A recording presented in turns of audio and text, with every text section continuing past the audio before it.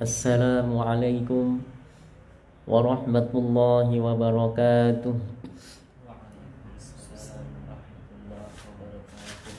Alhamdulillahi rabbil alamin. Al-hayyil qayyumil mudabbir li jami'il makhluqin.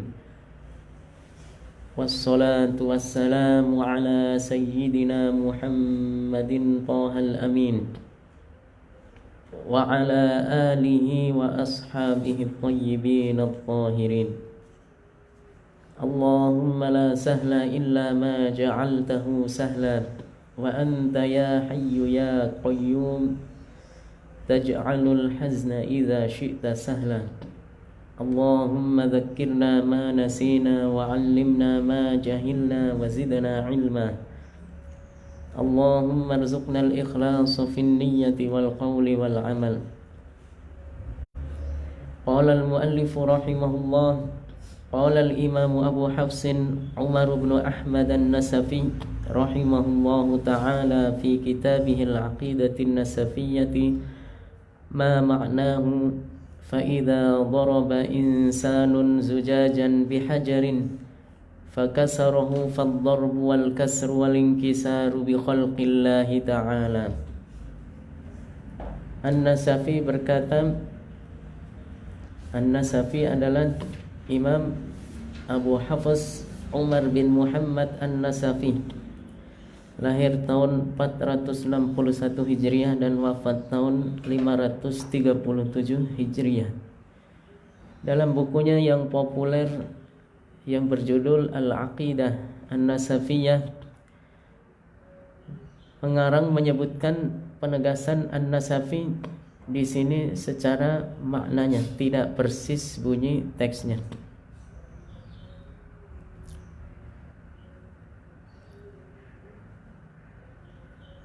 Perkataan Imam An-Nasafi adalah sebagai berikut. Beliau berkata, apabila seseorang memukul kaca dengan melemparkan batu hingga pecah, maka perbuatan memukul, memecah, dan pecahnya kaca semuanya adalah dengan penciptaan Allah. Fa idza daraba insanun zujajan bihajarin fakasarahu fad-darbu wal kasru wal inkisaru bi khalqillahi ta'ala. Jika seseorang memukul kaca dengan melemparkan batu hingga pecah, maka perbuatan memukul, fad-darbu, perbuatan memukul, ad-darb, wa huwa fi'lul 'abdi bil hajar wa qad yahsulu minhu inkisarun wa qad la yahsul. Ad-darb yaitu perbuatan hamba dengan alat batu, bisa mengakibatkan pecahnya sesuatu, kadang juga tidak. Wal kasru, dan memecah, wa huwa fi'lul 'abdi alladhi fa'alahu fi zujaj biwasitatir ramyi bil hajar, yaitu perbuatan hamba yang dilakukannya terhadap kaca melalui lemparan dengan batu. Wal inkisaru wa huwal atharul hasilu fi zujaj min tashaqquqin wa tanathurin nahwa dzalika, yaitu pengaruh atau akibat yang muncul pada kaca seperti retak, berserak, dan semacamnya. Bi khalqillahi ta'ala la bi khalqil 'abdi, adalah dengan penciptaan Allah Subhanahu wa ta'ala, bukan dengan penciptaan hamba. Falaisa lil 'abdi min fi'lihi hadza illa al-kasb, jadi seorang hamba hanyalah melakukan kasab. Wa huwa tawjihul 'abdi qasdahu wa iradatahu nahwal amali fayakhluquhu Allahu 'inda dzalik. Yang dimaksud dengan kasab adalah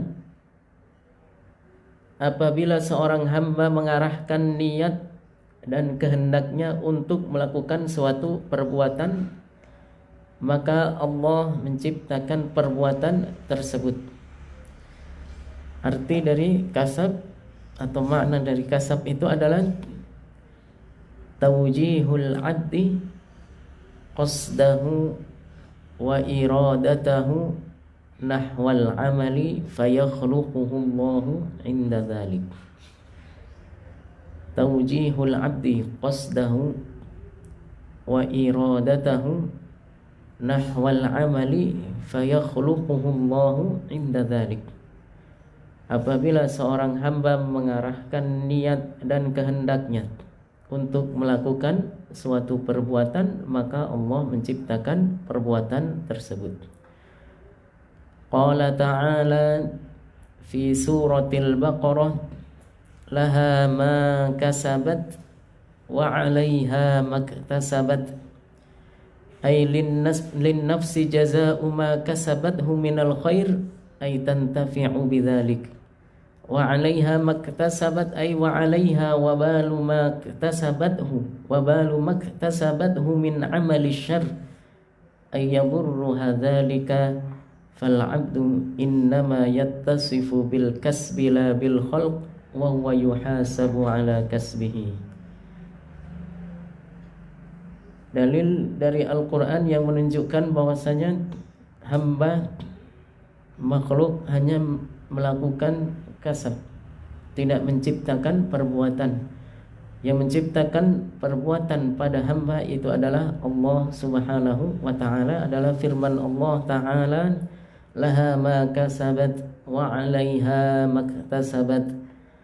Maknanya bagi setiap jiwa balasan baik dari kebaikan yang ia lakukan dengan kasabnya, yaitu memperoleh manfaat darinya. Dan atas setiap jiwa balasan buruk atas keburukan yang ia lakukan dengan kasabnya, yaitu terkena bahayanya. Surat Al-Baqarah ayat 286. Ini adalah penjelasan dari Syekh Abdullah Al-Harari tentang perbuatan hamba, bahwasanya Allah Subhanahu wa ta'ala yang menciptakan perbuatan hamba. Allah yang menciptakan perbuatan makhluk. Kita sebagai makhluk, sebagai hamba Allah Subhanahu wa ta'ala hanya melakukan kasab dari perbuatan kita. Allah menciptakan perbuatan kita. Allah yang menciptakan niat dan keinginan dalam hati kita untuk melakukan suatu perbuatan. Sementara perbuatan dan niat yang ada dalam hati kita semuanya adalah ciptaan Allah Subhanahu wa ta'ala. Dalam Al-Quran Allah Subhanahu wa ta'ala berfirman, wa ma ramaita idh ramaita walakinna Allah ramat. Para ulama menafsirkan ayat ini, wa ma ramaita ay khalqan idh ramaita ay kasban walakinna Allah rama, ay Allahu alladhi khalaqa ar-ramya, ay walakinna Allah rama ay khalqan.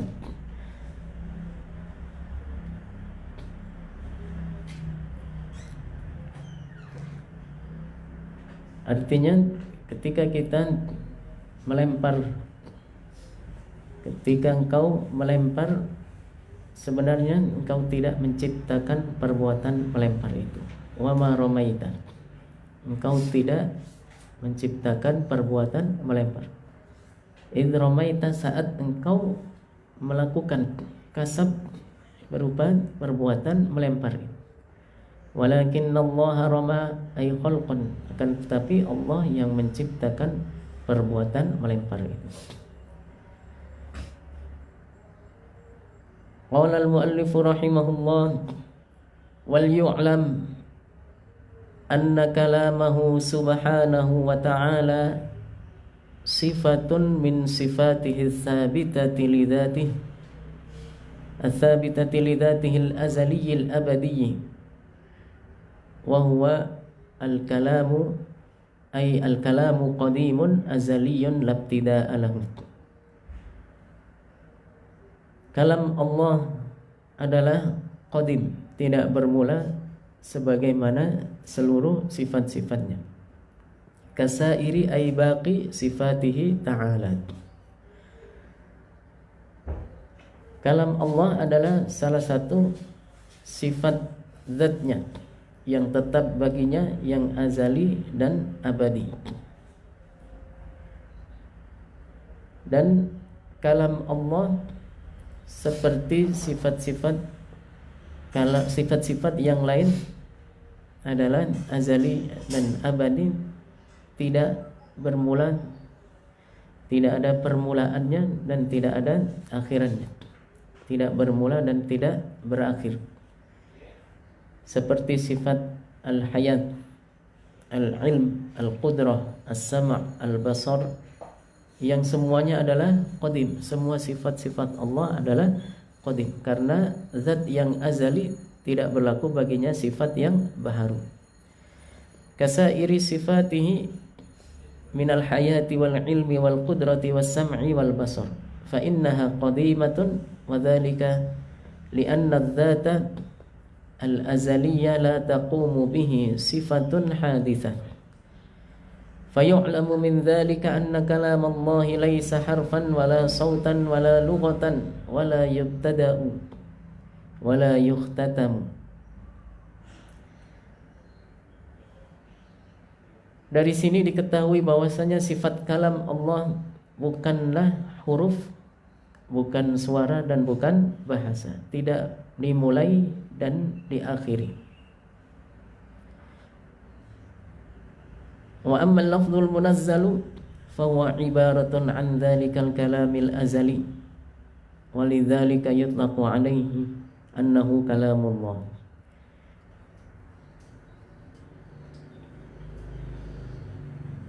Sedangkan lafaz yang Allah turunkan atau al-lafzul munazzal adalah ibarah, ungkapan dari kalam Allah yang azali tersebut, dan oleh karenanya al-lafzul munazzal disebut kalamullah juga. Wa dzalika li'annahu subhanahu mubayyinun ay ghairu musyabihin li jami'il makhluqati fi dzati ay dzatuhu la yushbihu dzawatil makhluqat was sifati ay sifatuhu la tushbihu sifatil makhluqat wal af'ali ay fi'luhu la yushbihu fi'lal makhluqat.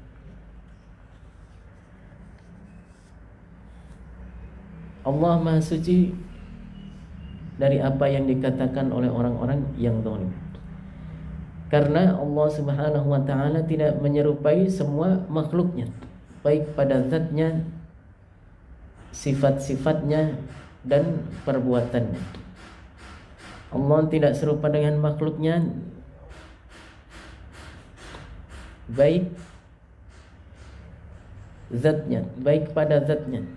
Artinya zat Allah tidak menyerupai zat-zat makhluk. Kemudian sifat-sifatnya, artinya sifat-sifat Allah tidak menyerupai sifat-sifat makhluk. Dan perbuatannya, artinya perbuatan Allah tidak menyerupai perbuatan makhluk.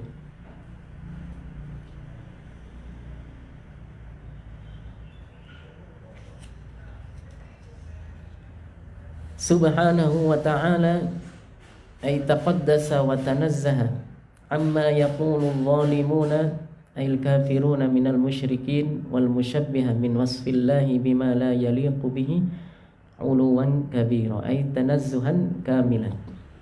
Allah Maha Suci dari apa yang dikatakan oleh orang-orang kafir, dari apa yang dikatakan oleh orang-orang zalim, dengan kesucian yang sempurna. Yang dimaksud dengan orang-orang yang zalim dalam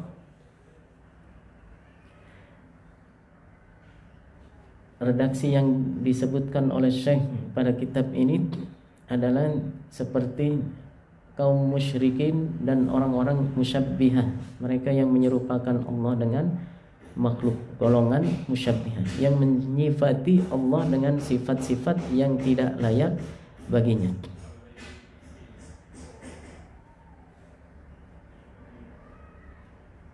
Pada bagian ini dijelaskan tentang sifat kalam, bahwasanya kita yakin dan percaya bahwasanya Allah Subhanahu wa taala bersifat dengan sifat kalam. Sifat kalam Allah, sifat kalamullah adalah salah satu dari sifat zatnya yang tetap baginya, yang azali dan abadi, yang tidak bermula, tidak diawali dan tidak berakhir atau tidak diakhiri. Tidak seperti kalamnya makhluk. Kalau kalam makhluk bermula dan berakhir. Contoh, kalau kita mengatakan Bismillahirrahmanirrahim, maka ucapan basmalah tersebut diawali dengan huruf ba dan diakhiri dengan huruf mim. Seperti ini kalam makhluk, bermula dan berakhir, ada awalan dan ada akhirannya. Juga berupa huruf, suara dan bahasa, berupa huruf, suara dan bahasa. Ini adalah kalam makhluk. Adapun kalam Allah Subhanahu wa taala tidak seperti kalam makhluk, tidak berupa huruf, tidak berupa suara, tidak berupa bahasa, tidak diawali, tidak dimulai dan tidak diakhiri, tidak bermula dan tidak berakhir.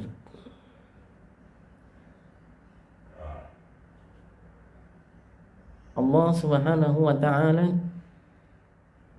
bersifat kalam sebagaimana yang disebutkan dalam Al-Qur'an, firman Allah taala, wa kallamallahu Musa takliman. Ini adalah salah satu di antara dalil yang menunjukkan bahwasanya Allah Subhanahu wa taala bersifat kalam.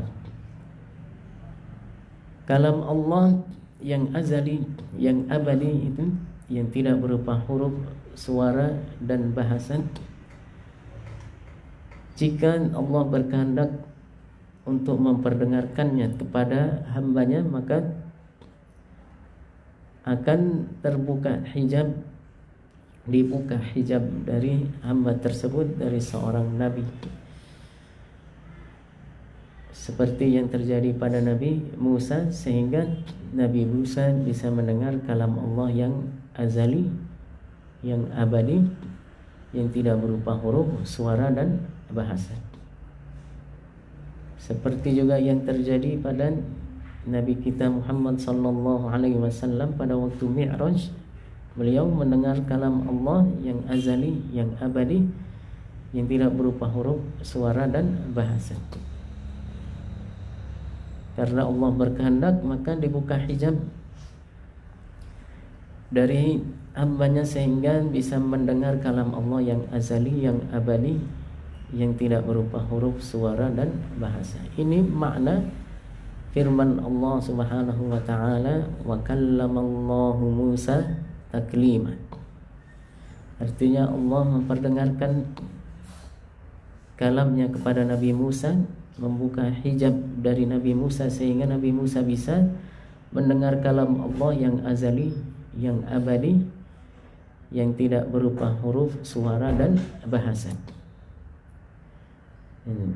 Kita sebagai ahlu sunnah wal jamaah meyakini bahwasanya Allah Subhanahu wa taala memiliki sifat kalam, dan kalam Allah tidak serupa, tidak menyerupai kalam makhluknya. Kalam Allah azali, abadi, tidak berupa huruf, suara dan bahasa.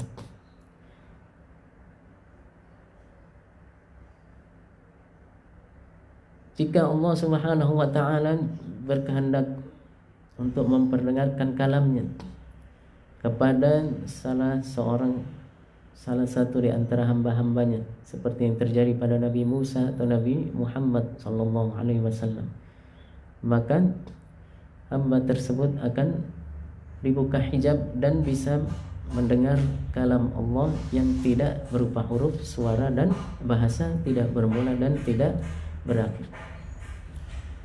Adapun jika ada yang bertanya, lalu kita menyebut Al-Quran yang kita baca adalah kalamullah.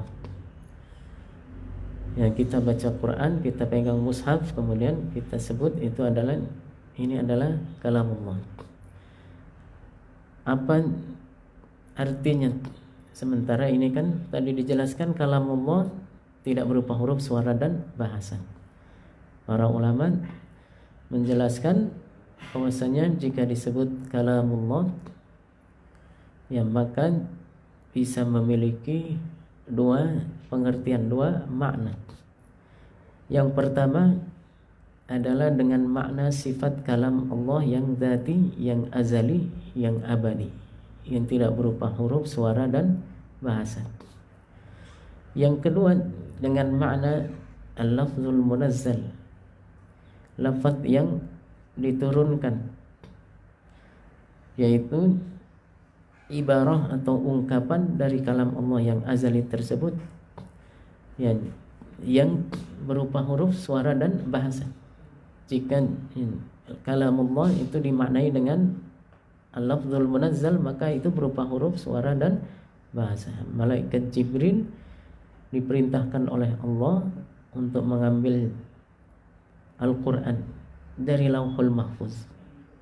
Beliau melihat tulisan yang tertulis di Lauhul Mahfuz, malaikat Jibril. Kemudian mendengar suara yang diciptakan oleh Allah membunyikan tulisan tersebut, membacakan tulisan tersebut, sehingga malaikat Jibril kemudian membawanya sesuai dengan perintah Allah dan menyampaikannya kepada seorang nabi, seperti yang terjadi pada nabi kita Muhammad sallallahu alaihi wasallam. Beliau mendapatkan wahyu berupa Al-Quran. Malaikat Jibril mengambilnya dari Lauhul Mahfuz, sudah berupa tulisan, berupa huruf, suara dan bahasa, berbahasa Arab. Kemudian disampaikan oleh malaikat Jibril kepada Nabi kita Muhammad sallallahu alaihi wasallam. Maka yang kita baca, yang kita lihat berupa tulisan dalam mushaf, itu adalah yang disebut dengan lafaz yang munazzal. Tapi itu juga disebut kalamullah sebagaimana tadi sudah disebutkan. Maka di sini yang saya ulang lagi bahwasanya jika disebut kalamullah dengan makna sifat Allah, al-kalam al-dzati, maka itu adalah sifat Allah sebagaimana sifat-sifat yang lain, tidak bermula dan tidak berakhir, tidak diawali, tidak dimulai dan tidak diakhiri, azali dan abadi, tidak berupa huruf, tidak berupa suara dan tidak berupa bahasa, tidak seperti kalam makhluk. Adapun jika disebutkan kalamullah akan tetapi dengan makna al-lafzul munazzal, maka itu adalah berupa huruf, suara dan bahasa, karena contohnya seperti Al-Quran itu diambil oleh malaikat Jibril dari Lauhul Mahfuz, kemudian disampaikan oleh beliau dengan perintah Allah kepada Nabi kita Muhammad sallallahu alaihi wasallam. Maka Al-Quran berbahasa Arab. Injil yang berbahasa Suryani, Taurat berbahasa Ibrani. Dan ini adalah berupa bahasa, berupa huruf, berupa suara, karena itu adalah lafaz yang diturunkan kepada seorang nabi, diturunkan kepada seorang rasul atas perintah Allah oleh malaikat Jibril, sehingga yang ini adalah bisa kita baca bisa kita hafal dalam hati kita, bisa kita ingat dalam ingatan kita. Ini adalah sebagaimana yang disebutkan tadi, yaitu lafaz yang munazzal, lafaz yang diturunkan kepada seorang nabi. Disebut juga kalamullah. Ya, dua-duanya, baik itu sifat kalam Allah ataupun lafaz yang diturunkan adalah disebut kalamullah. Dalilnya tadi yang disebutkan dalam Al-Quran, firman Allah Subhanahu wa ta'ala, wa kallamallahu Musa taklima. Artinya Allah berkehendak membuka hijab dari Nabi Musa sehingga Nabi Musa bisa mendengar kalam Allah yang azali, yang abadi, tidak bermula, tidak berakhir, tidak berupa huruf, suara, dan bahasa. Kemudian dalil bahwasanya kalamullah itu juga bermakna lafaz yang diturunkan adalah firman Allah, wa in ahadun minal musyriki nastajaraka fa'ajirhu hatta yasma'a kalam Allah. Artinya jika seorang di antara orang-orang musyrik itu minta perlindungan kepadamu, maka berikan perlindungan kepada dia supaya dia bisa hidup bersamamu dan sehingga dia nanti suatu saat bisa mendengar kalam Allah. Artinya mendengar lafaz yang munazzal yang diwahyukan kepada Nabi Muhammad yang isinya adalah tentang ajaran kebenaran, ajaran tauhid. Dan sehingga mereka bisa beriman kepada Allah. Hatta yasma'a kalam Allah. Berarti ya, sampai mendengar, sampai mereka supaya mereka bisa mendengar kalam Allah. Di sini maknanya mendengar lafaz yang munazzal yang dibaca dengan lisan yang keluar dari lisan dalam bentuk suara yang berupa huruf dan berupa bahasa Arab itu. Ya, bagaimana supaya bisa lebih mendekati pada pemahaman tentang hal ini? Ya, para ulama menjelaskan sebagaimana jika kita menulis Allah di papan tulis, ya, kemudian kita menanyakan kepada orang yang melihat tulisan tersebut, apa ini? Dia akan menjawab Allah. Tapi apakah ini adalah zat Allah yang kita sembah, yang dia adalah Tuhan kita yang menciptakan kita? Tidak, tapi ini adalah tulisan yang berupa huruf yang menunjukkan bahwasanya ini adalah nama zat Allah yang kita sembah, yang menciptakan kita, pencipta kita semuanya. Atau contoh lagi, misalnya ketika kita menulis api di tembok, kita tulis api. Apakah kalau kita pegang tulisan api tersebut, tangan kita akan terasa panas dan terbakar? Kan tidak. Itu menunjukkan ini adalah hanya ungkapan atau tulisan yang menunjukkan bahwasanya ada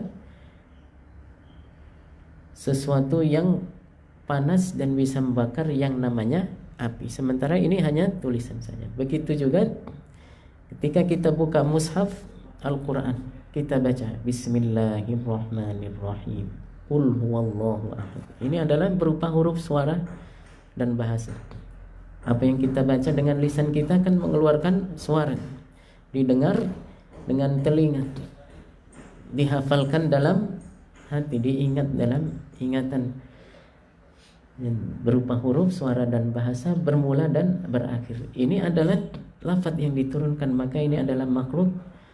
Dan akan tetapi ini adalah ungkapan dari kalam Allah yang azali, makna dari kalam, ungkapan dari makna kalam Allah yang azali, yang tidak serupa dengan kalam makhluk, tidak berupa huruf, suara, dan bahasa. Sebagaimana tadi ketika kita contoh yang lain, misalnya mengatakan air, apakah keluar dari mulut saya air? Tidak. Atau saya mengatakan api, apakah di mulut saya ada api? Tidak. Tetapi ini adalah kata ungkapan menunjukkan bahwasanya ada sesuatu yang namanya air. Ada sesuatu yang namanya api, tapi bukan ini hakikatnya api dan air, bukan ini zatnya api dan air. Ya, ketika kita katakan Al-Quran yang diturunkan pada Nabi Muhammad ini adalah kalamullah, maka ini maknanya adalah lafaz yang diturunkan yang berupa huruf, suara dan bahasa, dan menunjukkan atau sebagai ungkapan dan ibarat dari kalam Allah yang azali, yang abadi, yang tidak berupa huruf, suara dan bahasa, yang merupakan sifatnya, dan kalam Allah yang dzati, yang tidak seperti kalam makhluk. Dan ini adalah penjelasan para ulama tentang sifat kalamullah, bahwasanya sifat kalamullah subhanahu wa ta'ala tidak serupa dengan kalam makhluk. Kalam Allah qadim, tidak bermula, tidak ada permulaannya, tidak dimulai, dan kalam Allah juga azali, abadi, qadim, azali dan abadi, tidak berakhir, tidak bermula dan tidak berakhir, tidak ada permulaannya, tidak dimulai dan tidak diakhiri, tidak ada akhirannya, tidak selesai, tidak seperti kalam makhluk. Maka kalam Allah tidak berupa huruf, suara dan bahasa. Jika Allah berkehendak salah satu di antara hambanya, ya, seperti yang terjadi pada Nabi Musa dan Nabi Muhammad, untuk bisa mendengar kalam Allah yang tidak berupa huruf, suara dan bahasa itu, mendengar sifat, ya, mendengar kalam Allah yang merupakan sifatnya, ya, mendengar kalam Allah yang itu adalah sifatnya, tidak serupa dengan kalam makhluk, maka Allah akan membuka hijab dari hamba tersebut sehingga dia bisa mendengar kalam Allah yang azali dan abadi, sebagaimana terjadi pada Nabi Musa dan Nabi kita Muhammad sallallahu alaihi wasallam pada waktu Mi'raj, Nabi Musa pada waktu di Tur Sinai. Dan dalilnya firman Allah Subhanahu wa taala, "Maka li basyarin wa ma kana li basyarin ayyukallimahu Allahu illa wahyan aw min wara'i hijabin aw yursila rasulan." Jadi sampainya wahyu kepada seorang nabi ada tiga, datangnya wahyu kepada nabi ada tiga cara.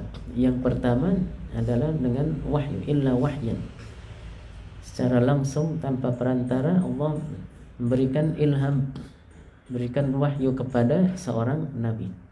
Au min wara'i hijabin, atau dengan dibuka hijab sehingga bisa mendengar kalam Allah yang azali, yang abadi, yang tidak berupa huruf, suara dan bahasa, yang tidak seperti kalam makhluk. Au yursila rasulan, atau mengutus seorang utusan, yaitu malaikat, misalnya malaikat Jibril diutus untuk menyampaikan wahyu kepada nabi, ya, kepada seorang nabi, kepada Nabi Muhammad sallallahu alaihi wasallam ataupun para anbiya yang lainnya. Yang demikian semoga bisa bermanfaat bagi kita semuanya, menambah pengetahuan kita semuanya, dan menambah keimanan, kesempurnaan iman kita, keteguhan iman kita kepada Allah Subhanahu wa taala. Amin ya rabbal alamin. Mari kita tutup dengan baca tahlil dan shalawat. La ilaha illallah, la ilaha illallah, la ilaha illallah. Allahumma salli ala sayyidina Muhammad wa ala alihi wa sahbihi wa sallim. Allahumma salli ala sayyidina Muhammad wa ala alihi wa sahbihi wa sallim. Allahumma salli ala sayyidina Muhammad wa ala alihi wa sahbihi wa sallim. Rabbi ighfirli wa lil mu'minina wal mu'minat. Assalamualaikum warahmatullahi wabarakatuh.